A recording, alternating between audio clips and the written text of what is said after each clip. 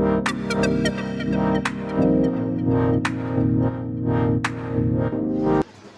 Morning.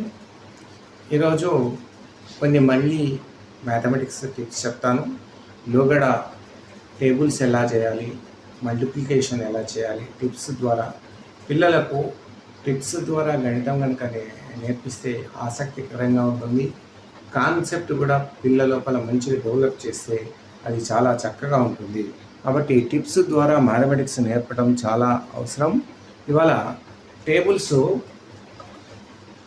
9th table తర్వాత 10th table తర్వాత నుంచి వచ్చే టేబుల్స్ ఈజీగా ఎట్లా నేర్చుకోవాలి, 10th టేబుల్ తర్వాత 19th టేబుల్ వరకు అంటే పిల్లవాడికి 9 టేబుల్స్ కంపల్సరీ వచ్చి ఉండాలి.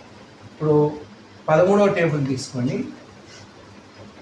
1 2 3 4 5 6 7 8 9 10 ఇట్లా వరుసగా 10 వరకు రాసుకుంటాం. మనం రాసుకున్న తర్వాత ఈ 3ని దీంతో వీటితో గుణించాలి.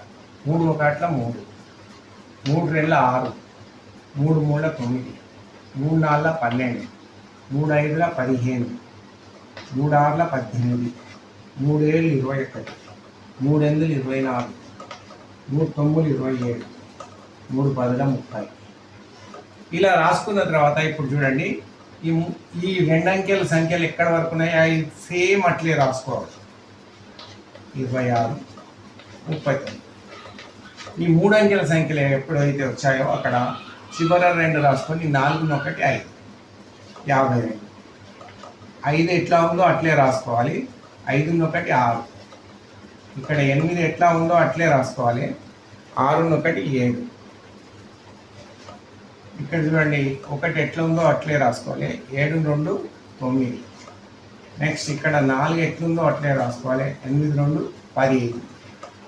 ఇక్కడ 7 ఎట్లా ఉందో అట్లే రాసుకోవాలి. 9 2 11. నెక్స్ట్ ఇక్కడ 0 ఎట్లుందో అట్లే రాసుకోవాలి. 13 3 13. చూడండి 13 1 13, 13 2 26, 13 3 39, 13 4 52, 13 5 65, 13 6 78, 13 7 91, 13 8 104, 13 9 117, 13 10 130. ఈ విధంగా పిల్లవాడికి టేబుల్స్ ఈజీగా నేర్పవచ్చు. 19th టేబుల్ వరకు ఈ విధమైన టేబుల్స్ మనం పిల్లలకు చాలా ఈజీగా నేర్పితే వాళ్ళు భయపడరు. గణితం లోపల ఇంకా బాగా నేర్చుకోవాలనే ఆసక్తి కూడా పిల్లల లోపల పెరుగుతుంది. కాన్సెప్ట్ డెవలప్ అవుతుంది అన్నమాట. నెక్స్ట్ చూడండి, ఇంకో టేబుల్ చెప్తాను చూడండి.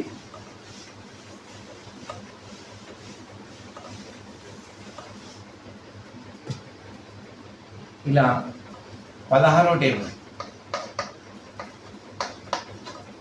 ఈ టేబుల్లో 1 2 3 4 5 6 7 8 9 10. ఇప్పుడు ఈ 6తోని వీటిని అన్నిటిని గురించి పక్కకేయాలి. 6 1 6, 6 2 12, 3 18, 4 6 8 24, 6 5 30, 6 6 36, 6 7 42, 6 8 48, 6 9 54, 6 10 60. ఇక్కడ పిల్లవాడికి తప్పనిసరిగా 9 టేబుల్స్ రావాలి. వస్తేనే మనం 12 నుంచి 20 టేబుల్స్ వరకు నేర్పించవచ్చు. ఇప్పుడు చూడండి, ఈ 2 అంకెల సంఖ్య ఎట్లుందో అట్లే వేయాలని మనం ఆల్రెడీ చెప్తున్నాము. ఈ 2 ఇక్కడ వేయండి.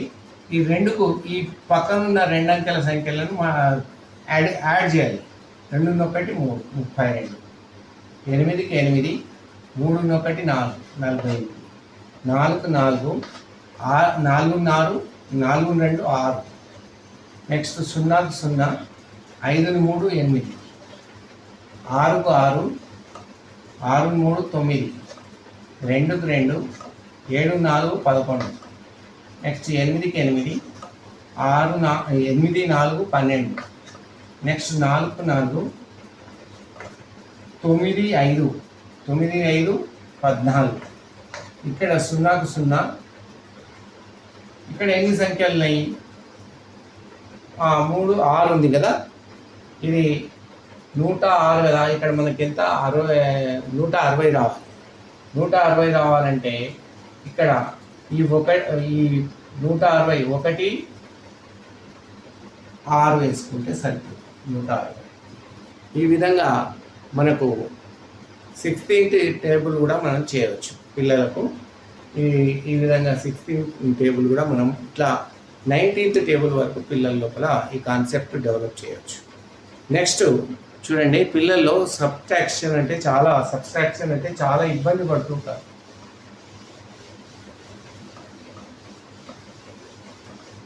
సబ్ట్రాక్షన్ అంటే చాలా ఇబ్బంది పడుతుంటారు. మైనస్ చాలామంది పిల్లల లోపల ఈ కాన్సెప్ట్ అనేది చాలా మటుకు వాళ్ళకు డౌట్ఫుల్గానే ఉంటుందన్నమాట.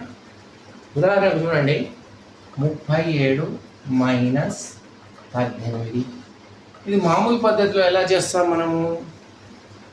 ఇక్కడ మనకు 7 8లో పోదు, ఎందుకంటే 7 అనేది చిన్న సంఖ్య, 8 అనేది పెద్ద సంఖ్య. మనం బారోయింగ్ తెచ్చుకుంటే ఇక్కడ 10 అవుతుంది, ఇక్కడ 1 లెస్ అవుతుంది, ఇక్కడ 10 అవుతుంది. పిల్లవాడికి డౌట్ వస్తుంది, ఇది ఎందుకు కావాలి ఇక్కడ 10, ఇక్కడ 1 ఎందుకు లెస్ కావాలి. ఇది పిల్లవాడికి ఎప్పటికీ ఆల్వేస్ ఆ డౌట్ అట్లాగే ఉండిపోతుంది. ఇప్పుడు మనం చేసేది 17 17లో 8 పోతే ఎంత అవుతుంది? 17లో 8 పోతే 7 6 9 అవుతుంది. నెక్స్ట్ ఇక్కడ ఒకటి ఆల్రెడీ బారో తీసుకున్నాం కాబట్టి రెండిట్లో ఒకటి పోతే 1, అంటే మనకు 19 ఆన్సర్ వచ్చింది. ఇట్లా కాకుండా పిల్లల లోపల కాన్సెప్ట్ డెవలప్ చేయాలంటే దానికి ఒక మంచి పద్ధతి ఉంది. మనము ఇక్కడ ఫస్ట్ స్థాన విలువలు తెలుసుకోవాలి. ఫస్ట్ చూడండి, ప్లేస్ వాల్యూస్ తెలుసుకోవాలి. ఇది 37, ఇది యూనిట్ ప్లేస్, ఇది టెన్స్ ప్లేస్. అంటే 3 అనేది టెన్స్ ప్లేస్లో ఉంది. 3 × 10 ప్లస్ 7 × 1, ఇది యూనిట్ ప్లేస్లో. 3 10 30, 7 1 7 37 అవుతుంది. ఈ కాన్సెప్ట్ పిల్లల లోపల డెవలప్ కంపల్సరీ ఉంటుంది వాళ్ళకు. ఆ కాన్సెప్ట్ ఉన్నప్పుడు మనము ఈజీగా ఈ కాన్సెప్ట్ కనుక తెలిస్తే, ప్లేస్ వాల్యూస్ కనుక తెలిస్తే ఈజీగా మనము ఈ లెక్క పిల్లలకు అర్థమయ్యే రీతిలో చెప్పవచ్చు. చూడండి, 37 మైనస్ 18. ఇప్పుడు ఇక్కడ పెద్ద సంఖ్య 8 అయింది, ఇక్కడ చిన్న సంఖ్య 7 అయింది. 8లో 7 పోతే -1 అని పెట్టుకోవాలి. ఇక్కడ ఆల్రెడీ ఇక చూడండి, ఇక్కడ 3లో 1 పోతే ఏమవుతుంది? 2 అవుతుంది. 3లో 1 పోతే ఎంత అవుతుంది? 2. ఇప్పుడు చూడండి, ఇది 2 అనేది టెన్స్ ప్లేస్లో ఉంది కాబట్టి 2 × 10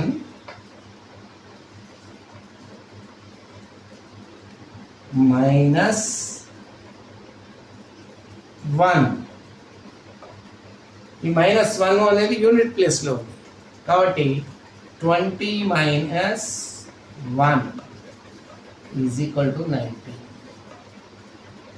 ఈ విధంగా పిల్లలకు మనం సబ్స్ట్రాక్షన్ నేర్పిస్తే చాలా ఈజీగా ఉంటుంది. చాలామందికి ఇది బాగా డౌట్ ఉంటుంది, ఇక్కడ బారో ఎందుకు తీసుకోవాలి, ఇక్కడ 1 ఎందుకు తక్కువ అవుతుంది అనేది పిల్లల లోపల చాలా డౌట్ వచ్చే సమస్యలో సబ్స్ట్రాక్షన్లో ఇది ఒకటి ఉంటుంది, తీసివేతలో. చూడండి, ఇంకో ఎగ్జాంపుల్ చేస్తాను దీనికి ఇంకో ఎగ్జాంపుల్.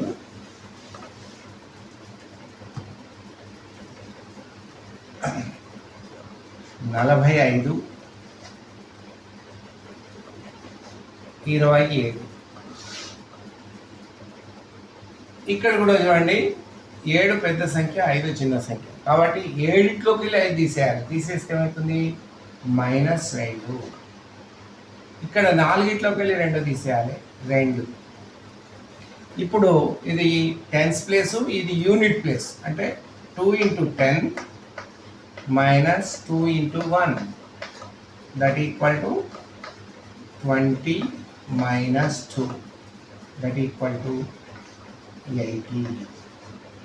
చూడండి, 18 15లో 7 పోతే 8, 3లో 2 పోతే 1. ఈ ఈ పద్ధతి ప్రకారం కనుక చేస్తే పిల్లవాడికి ఒక డౌట్ కూడా రాదనమాట. అసలు డౌటే రాదు. ఈ డౌట్ లేకుండా పిల్లలకు చెప్పవచ్చు. నెక్స్ట్ దీనిలోనే 3 అంకెల సంఖ్యలు తీసుకోండి, ఎలా ఉంటుందో చూడండి. 3 అంకెల గల సంఖ్య చూడండి. 3 అంకెల గల సంఖ్య 3, 7, 6, 2, 1, 9, 7. ఇది ఎట్లా తీసేయాలో చూడండి. ఇది పెద్ద సంఖ్య అయింది. 7 వెళ్ళి 6 తీసేస్తే -1, 9 7 పోతే -2, 3 1 పోతే 10. ఇది 100 place, tens place, unit place. 2 × 100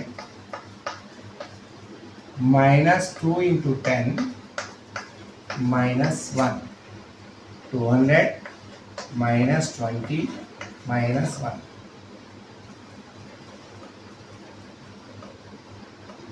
200 -21. 200లో 21 పోతే ఎంత మనకు? 179. మనం మామూలు పద్ధతిలో చేసినా కూడా 16 7 పోతే 9. ఇక్కడ మళ్ళీ 16 9 పోతే 7.